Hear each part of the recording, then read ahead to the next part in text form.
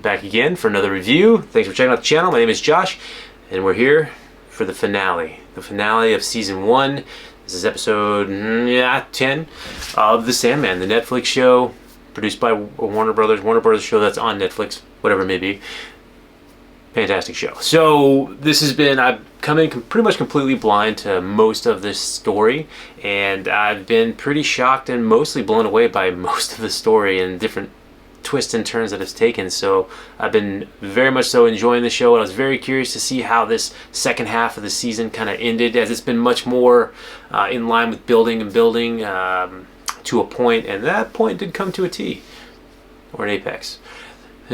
Got to the top, and it was very interesting. So what we're going to do is we're just going to go through real quick and kind of synopsize what happened in the episode, and then just kind of give a brief overall thought. But we're definitely going to go through moving forward as if you've seen the episode. So if you haven't, definitely go check that out and then bring it back. But before you go, just know that overall, if you're not going to come back, really enjoyed this show. Can't wait to see the other bonus episodes that they dropped, but also I'm really curious to see if they renew it for season 2.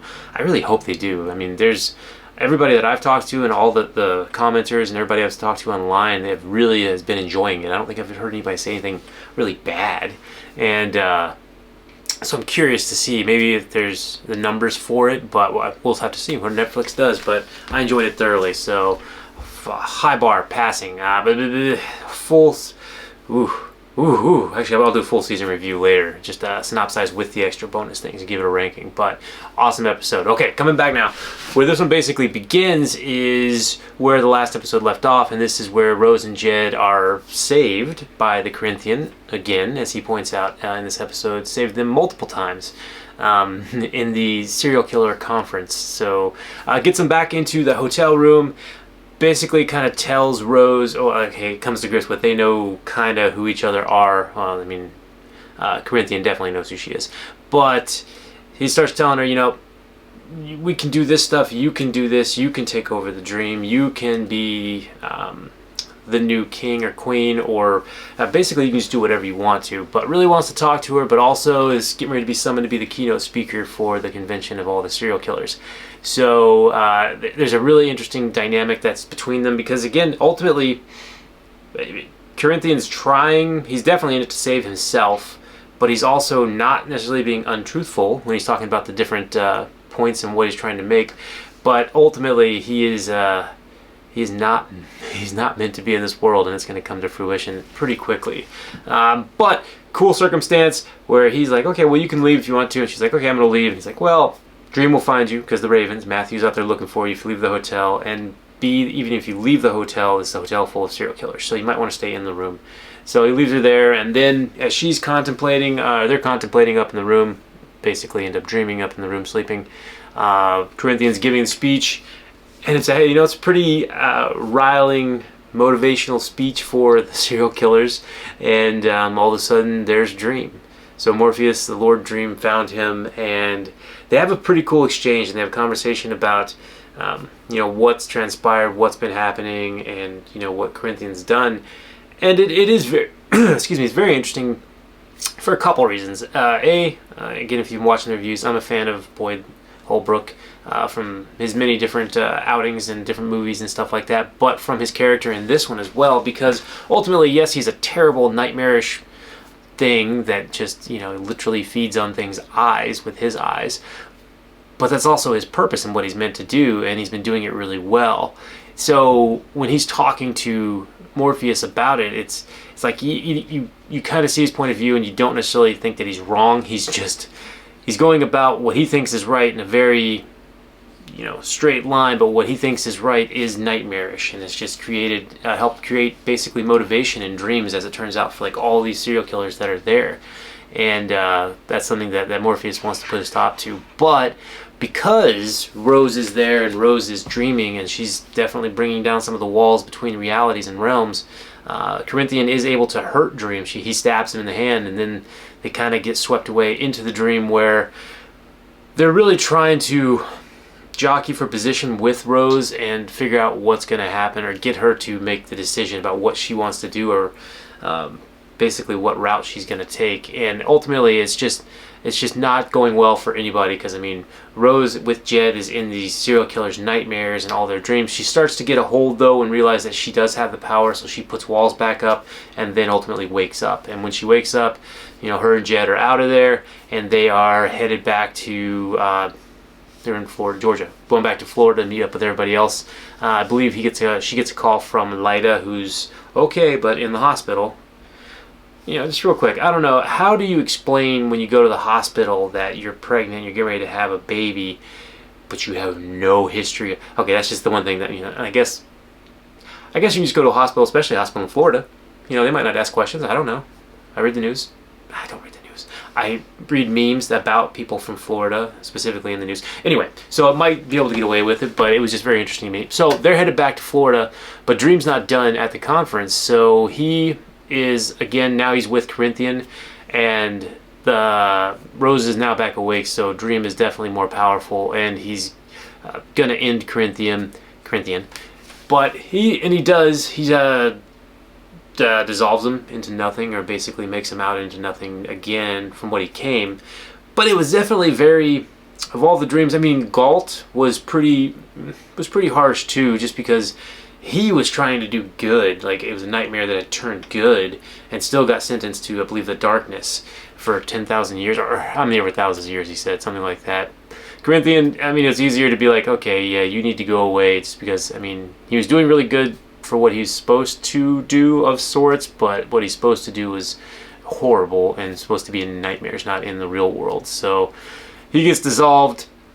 He's got his cool little skull that's left that he gets to keep, and I guess that's the building blocks for another nightmare, or maybe another Corinthian. And that's kind of interesting to me because, again, I do like Boyd Holbrook, so I mean, I don't know if there's a way that they're gonna bring his character back at some point in some form or fashion. But anyway, you get done with that one, and then you just kind of jump back to, well, okay, whoa. Actually, at the convention center, then Dream has a very captive audience of all the serial killers, where he basically lets them know that, I mean, it is their fault what they've been doing, but they've also been led by a dream that was, being manifest, or helped being manifest by Corinthian, and it was in the wrong vein. And that now everything that they thought that they'd been doing, that they've been working towards their dream, like they killed a kill, like they had said in their, Corinthian said in his keynote address, that's all gone away. So their internal desire, their internal dreams to be like, oh, this is rationalization, this is good, I'm good at doing this, what we're doing is good, like all of that is gone. And it's pretty harsh, and it's pretty messed up, because basically then it's just, they slowly start to file out, and it's like they just wake up and realize everything that they've done is horrible, and they have all the guilt, and they have to deal with all of that stuff. And people do it in various manners as they're exiting. I mean, there's some that, grab guns and do it to themselves, and other that are calling the police right away. It's just very interesting, and it was kind of messed up. But again, it was a convention full of serial killers, but it was a solid entry and a way for that to kind of wrap up a little bit. Anyway, that's finishing up. Jed and Rose are headed back to Florida, and they make it back to the hospital before there's any babies being born. They run into basically the rest of the cast and the crew from the bed and breakfast, and they're all there just kind of checking on Lyda. And they're kind of talking a good bit. They get introduced to Jed, that's now there, but they're also, Rose is starting to really get her head wrapped around some things, but also secure some loose ends. And in that, she talks to Unity, her grandmother, and lets her know that she found Jed, but just wanted to make sure if something happened to her, would it be okay if Jed lives with her. And this was the only part that was like a little, on the nosy, where she's like, if I just don't wake up from my dream tonight, you'll be fine. It's like, okay, you could just, at this point, you could just tell her, I guess, or something, be a little more coy. But either way, I mean, she's a 21-year-old trying to go through this. So she's kind of securing her affairs, which kind of leads you to believe that she's probably going to do the right thing, especially since Corinthian isn't there to help push in the other direction.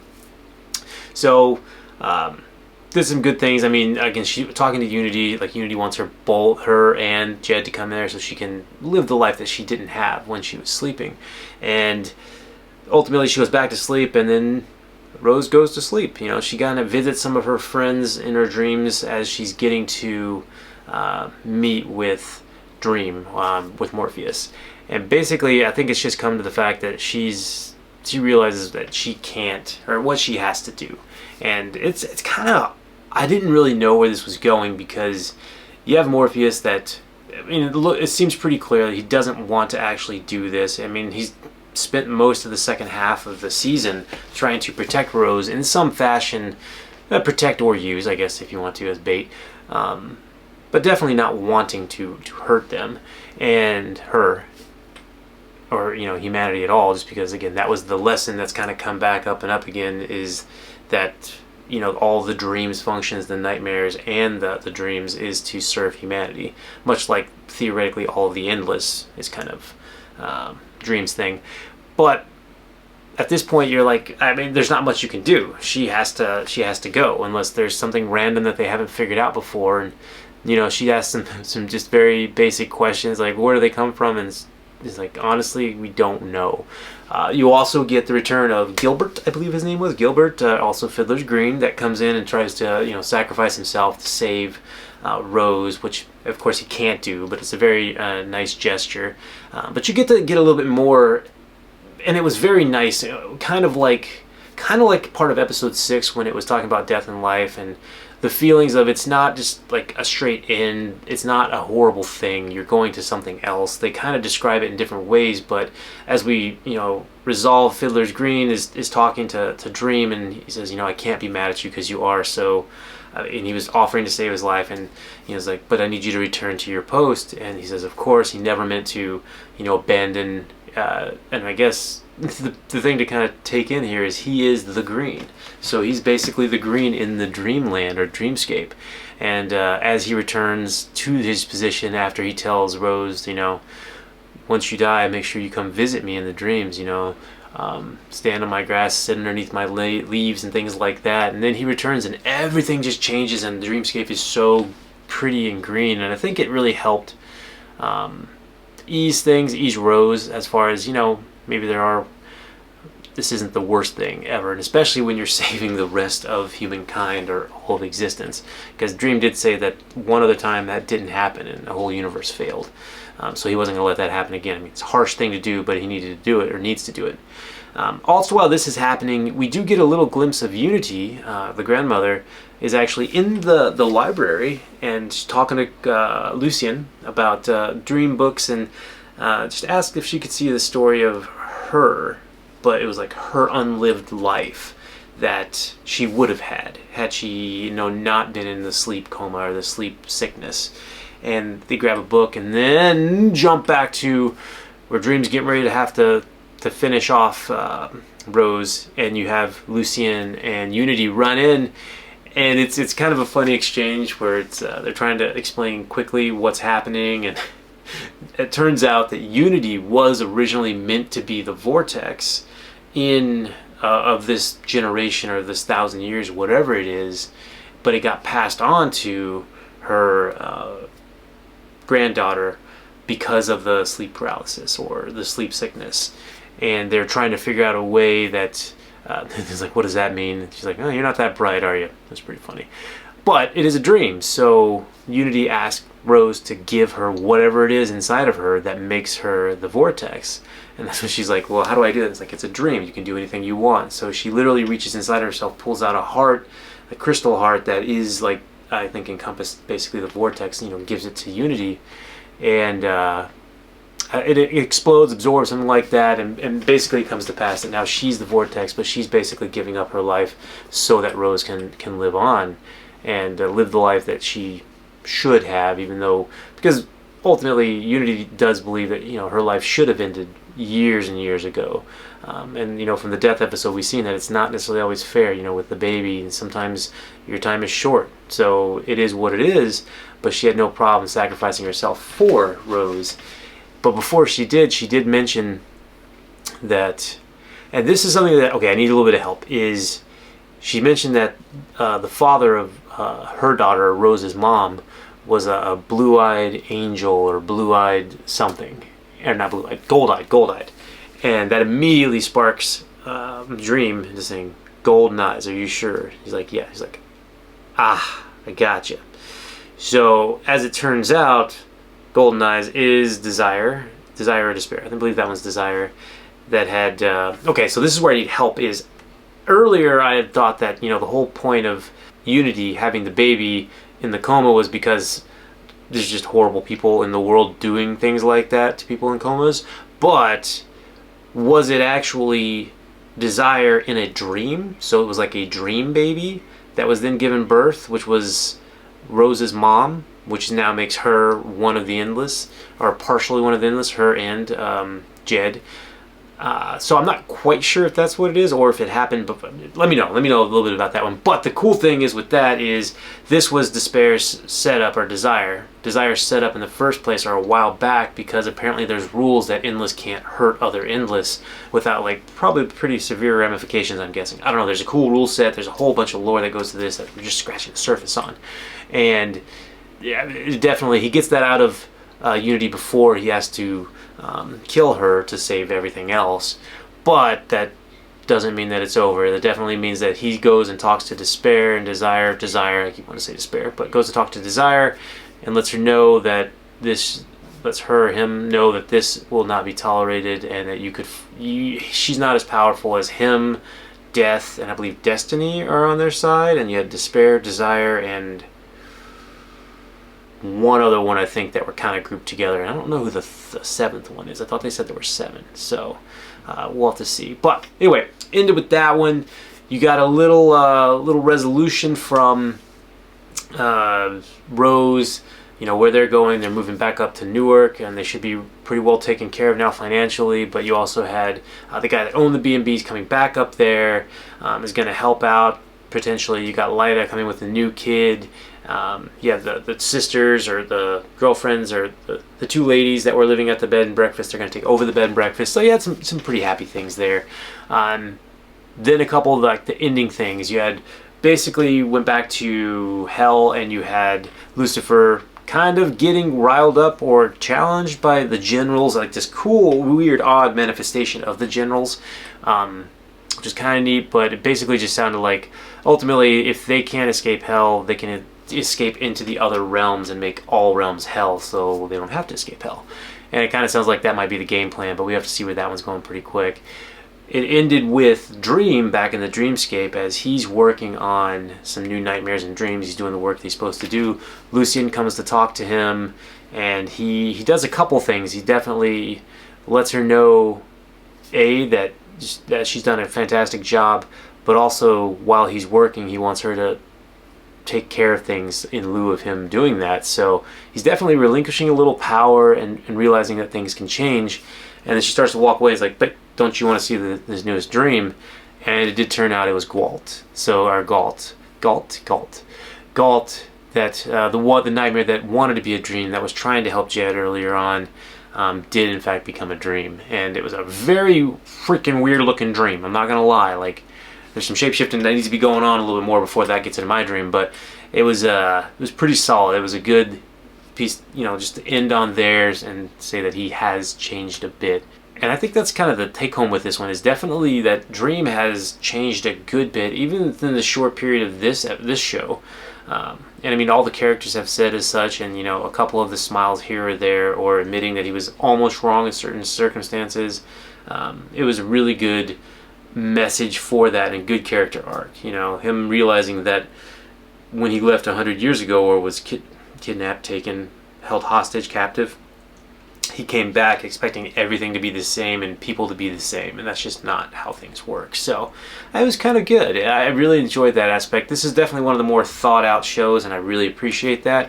End all be all, it's probably, other than Stranger Things, probably one of my favorite seasons or series on Netflix for sure. Definitely one of my favorite shows that I've watched in the last couple years. Probably something like this one, Stranger Things, and then Peacemaker. Solid ones. But we're going to also get a review for this bonus episode, and then I'll probably do a total review of the season. Just talk about the best episodes, my least favorite, and there weren't very many, if any, and stuff like that. So yeah, don't forget, like, share, subscribe. Let me know what you thought, and let me know if you can fill in any of the gaps that I was missing there. Really appreciate it. Peace, dude.